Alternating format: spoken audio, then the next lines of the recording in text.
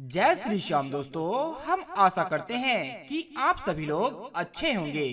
अपने पति के अलावा पराये पुरुष के साथ संबंध बनाने पर कैसे एक स्त्री को स्वर्ग की प्राप्ति हुई। दोस्तों, आज की ये कहानी रामायण से ली गई है, जो कि त्रेता युग से शुरू होती है। जब त्रेता युग में महाराज जनक की पुत्री सीता जी का स्वयंवर हो रहा था। महाराज जनक अपनी पुत्री सीता के स्वयंवर की तैयारियों में लगे हुए थे और दूर दूर के राजाओं के लिए निमंत्रण भेज रहे थे, अर्थात उन्हें स्वयंवर में आने के लिए आमंत्रित कर रहे थे।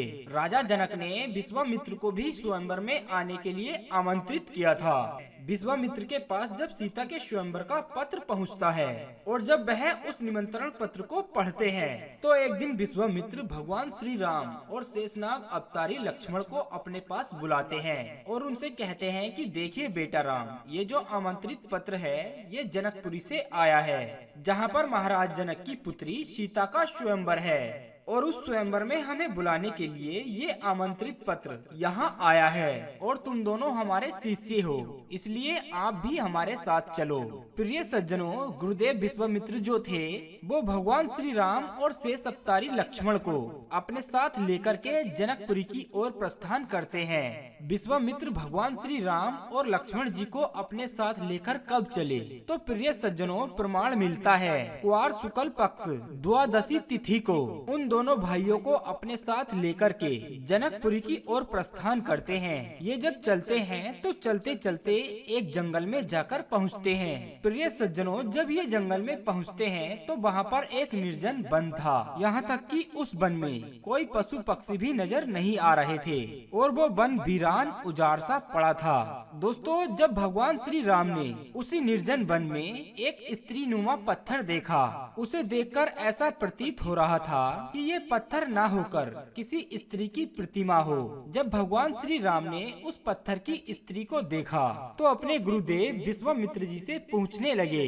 कि हे गुरुदेव, ये जो पत्थर की स्त्री हम लोग देख रहे हैं, ये स्त्री कौन है? ये पत्थर की स्त्री देखने में इतनी सुंदर लग रही है और जब ये सजीव रूप में होगी तो कितनी सुंदर लगती होगी। इसलिए हे गुरुदेव, हमें इस बात को बताने की कृपा करें कि ये पत्थर की स्त्री आखिर है तो है कौन और ये पत्थर कैसे बन गई।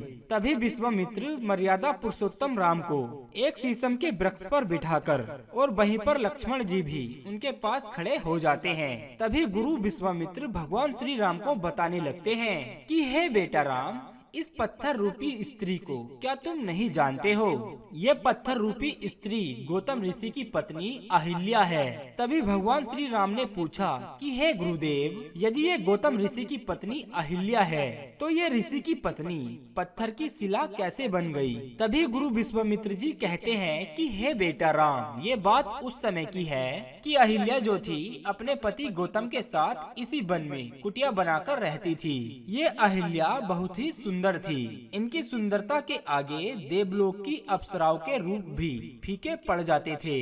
इनकी सुंदरता की बड़ाई जितनी भी की जाए वो कम है, क्योंकि ये इतनी ही सुंदर थी। एक बार की बात है, जब देवराज इंद्र ने अहिल्या को देखा तो ऋषि की पत्नी अहिल्या का रूप रंग देखकर देवराज इंद्र उनकी सुंदरता के दीवाने हो गए और वह अपने मन में विचार करने लगे कि मैं इसके साथ किस प्रकार संबंध बनाऊं, इसके साथ हम रजक्रिया कैसे करें, क्योंकि गौतम ऋषि जो हैं वो तो हर समय आश्रम पर ही रहते हैं, अपनी पत्नी अहिल्या को छोड़कर कहीं भी नहीं जाते हैं। लेकिन अहिल्या के साथ छल करने का एक ही समय उचित है, जब गौतम ऋषि सुबह सुबह ब्रह्म मुहूर्त में उठ करके गंगा स्नान करने के लिए जाते हैं। मेरे पास यही मौका है जब गौतम ऋषि सुबह सुबह गंगा स्नान करने के लिए जाएंगे, तभी मैं गौतम ऋषि का भेष धारण करके इस अहिल्या के साथ संबंध बना सकता हूँ। दोस्तों, विश्वामित्र कहते हैं कि हे राम, अहिल्या के साथ शारीरिक संबंध बनाने हेतु इंद्र ने चंद्रदेव को बुलाया और चंद्रमा से कहने लगा कि हे चंद्रदेव, तुम्हें हमारा एक काम करना होगा। तभी चंद्रदेव कहते हैं कि हे इंद्रदेव, निसंकोच बताइए कि तुम्हारा क्या काम है। आप तो बस आज्ञा दीजिए कि आपका मुझे क्या कार्य करना है। विश्वामित्र भगवान श्री राम को समझाते हुए कहते हैं कि हे राम। तभी इंद्र ने चंद्रदेव से कहा कि हे चंद्रदेव, गौतम ऋषि जो हैं वो हर समय अपने आश्रम पर रहते हैं और वे हर सुबह ब्रह्म मुहूर्त में उठ करके गंगा स्नान के लिए जाते हैं और हमें अहिल्या के साथ में छल करना है, अर्थात मुझे उसके साथ संबंध बनाना है। इसलिए हे चंद्रदेव, तुम्हारा कार्य ये है, तुम्हें मेरे साथ चल करके मुर्गा बनना है और गौतम ऋषि के आश्रम पर पहुंचकर अर्धरात्रि में तुम्हें बाग लगाना है। अर्धरात्रि में जब तुम बाग लगाओगे अर्थात बोलोगे तो गौतम ऋषि ये सोचेंगे कि सवेरा हो गया है और वे प्रातः काल को समझ करके गंगा स्नान करने के लिए चले जाएंगे और उसी बीच मुझे अहिल्या के साथ छल करने का अवसर मिल जाएगा। दोस्तों, चंद्रदेव जो थे इंद्रदेव के ऐसा कहने पर तुरंत तैयार हो गए। दोस्तों, जानकारी के मुताबिक हम आपको बता दें कि कोई भी ऐसा व्यक्ति उसी को अपनी ऐसी बात बताएगा जो उसके विचारों से मिलता जुलता हो। अब प्रश्न ये उठता है कि चंद्रदेव के इंद्रदेव से गुण क्यों मिले। वो इसलिए दोस्तों क्योंकि चंद्रदेव भी अवगुणी थे। कहा जाता है कि चंद्रदेव की 27 पत्नियां थीं और 27 पत्नियां होने के बावजूद भी ये अपने गुरु बृहस्पति की पत्नी को लेकर भाग गया था। इसलिए चंद्रदेव के अंदर भी बहुत बड़ा अवगुण था। इसलिए दोस्तों इंद्रदेव के गुण चंद्रमा से भली भांति मिल गए। दोस्तों, इस बात से तो आप भली भांति समझ ही गए होंगे, जब समान गुण वाला व्यक्ति मिलता है तभी उससे मित्रता होती है। जैसे कि शराबी की मित्रता शराबी से ही होगी और यदि कोई दूसरा व्यक्ति शराब नहीं पीता है तो उसकी मित्रता किसी शराबी से नहीं हो सकती, अर्थात उसके गुण कदापि उससे नहीं मिलेंगे। उसी प्रकार दोस्तों एक जुहारी के गुण जुहारी से ही मिलते हैं, जिस प्रकार इंद्रदेव के गुण चंद्रमा से मिल गए।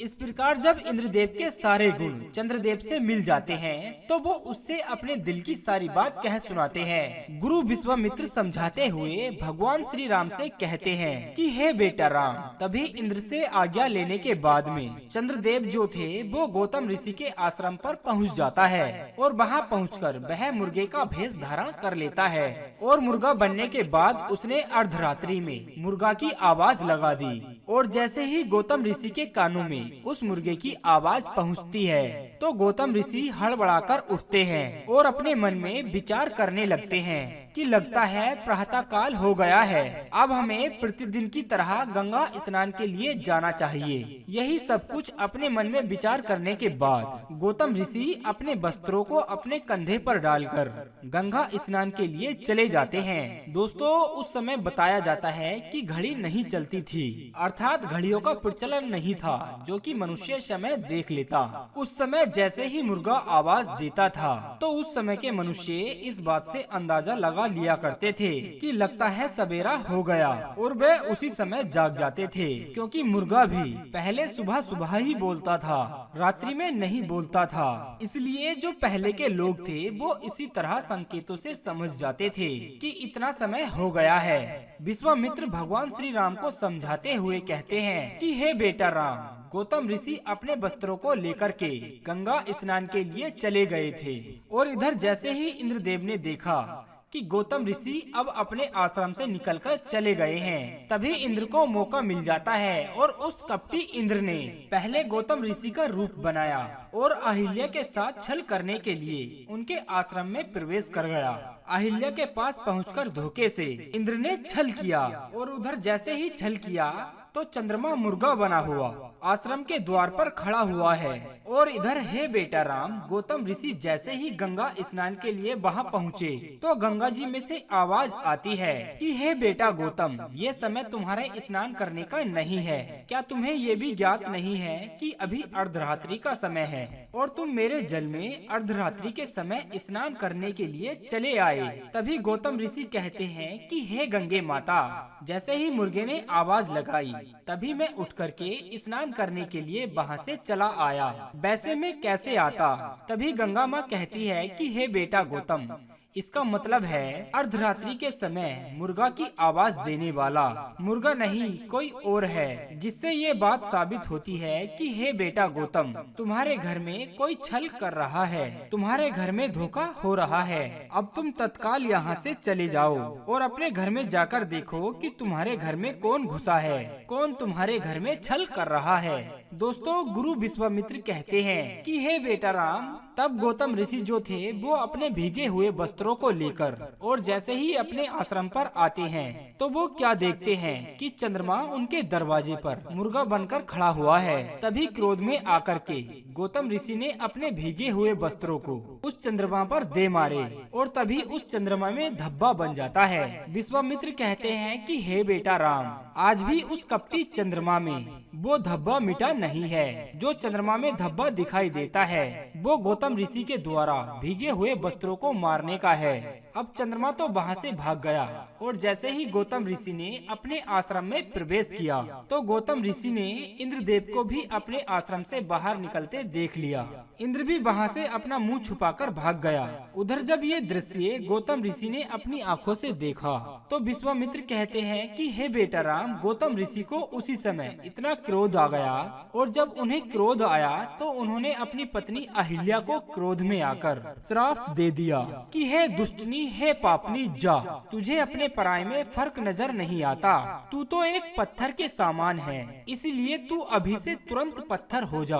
तेरा दिल इतना पत्थर हो गया, अर्थात कठोर हो गया कि शायद तू ये भूल गई कि मैं एक विवाहित स्त्री हूँ और तूने फिर भी एक पराये पुरुष के साथ संबंध बना लिए, इसलिए तू अभी से पत्थर की हो जा।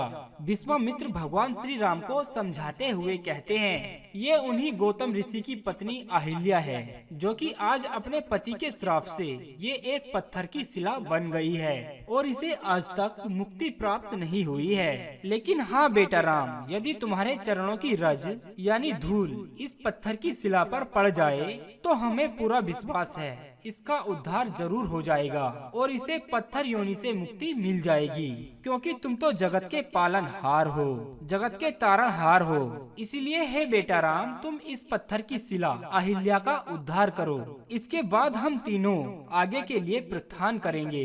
प्रिय सज्जनों, वही हुआ। अपने गुरु विश्वामित्र की आज्ञा पाकर के और उसके बाद में जहाँ पर देवी अहिल्या पत्थर की शिला के रूप में थी, उसके पास जाकर के जैसे ही श्री राम उसके पर अपने कदम रखते हैं तो उनके चरणों से उड़ने वाली रज यानी धूल उस पत्थर की शिला से टकरा जाती है, यानी उस पर पड़ जाती है। तभी वह पत्थर रूपी स्त्री एक सुंदर देवी के रूप में प्रकट हो जाती है। अब जैसे ही पत्थर बनी हुई अहिल्या अपने असली रूप में आ जाती हैं और उन्होंने भगवान श्री राम को दोनों हाथ जोड़ करके प्रणाम किया और उनकी स्तुति की, साथ ही उनसे प्रार्थना भी की कि हे प्रभु, तुम मुझे दर्शन दो।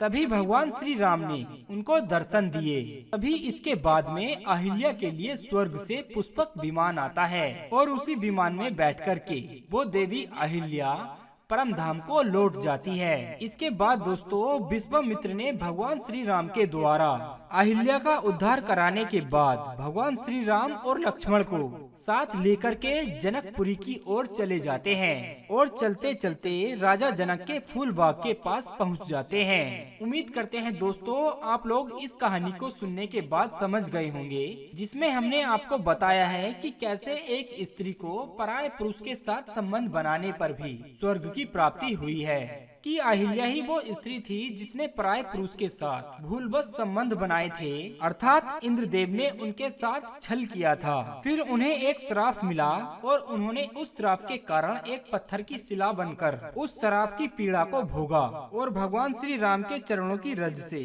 उनका उद्धार हुआ। इसके बाद उनको स्वर्गलोक की प्राप्ति हुई। तो कैसी लगी दोस्तों आज की हमारी यह रामायण से जुड़ी कहानी। वीडियो के अंत में बस इतना ही कहना चाहेंगे कि हारे का सहारा बाबा श्याम हमारा। जय श्री श्याम।